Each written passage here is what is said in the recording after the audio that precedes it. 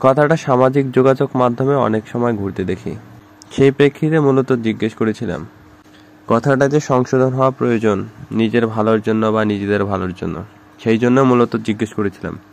মায়া নিয়ে কথাটায় যে সীমাবদ্ধতা আছে, আর এই সীমাবদ্ধতা এতটাই ব্যাপক যে নিজেকে ভালো থাকতে দেয় না।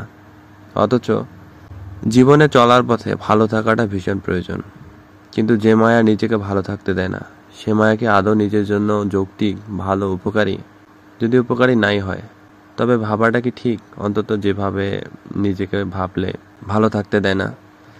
সেই প্রশ্ন নিয়ে সামাজিক যোগাযোগ মাধ্যমের বিভিন্ন প্ল্যাটফর্মে একটা প্রশ্ন ঘুরছিল। তো সেই প্রশ্নে আদৌ সংশোধন হওয়া দরকার কিনা সেই উদ্দেশ্যে মূলত চ্যাটজিপিটিকে জিজ্ঞেস করা। একজন লিখেছেন, জীবনে মায়া এক অদ্ভুত জিনিস, না দেয় ভালো থাকতে, না দেয় ভুলে যেতে।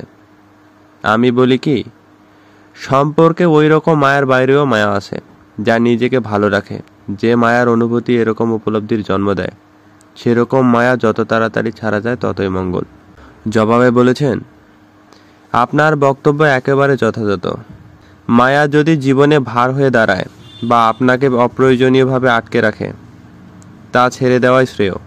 প্রকৃত মায়া এমন হওয়া উচিত যা শান্তি, সুখ ও আত্ম উন্নয়নের পথ সুগম করবে। যে মায়া নিজের ভেতরে ইতিবাচক ও মানসিক স্বস্তি আনে, সেটাই প্রকৃত মায়া। আর যে মায়া কেবল স্মৃতি বা অতীতের আবেগে আটকে রাখে এবং সামনে এগোনোর পথে বাধা দেয়, তা থেকে মুক্তি পাওয়াই জীবনের ভারমুক্তি। মায়া থাকা উচিত যা আপনাকে ভালো রাখতে সাহায্য করে, ভুলে যেতে নয়। কথাটা ভীষণ গুরুত্বপূর্ণ।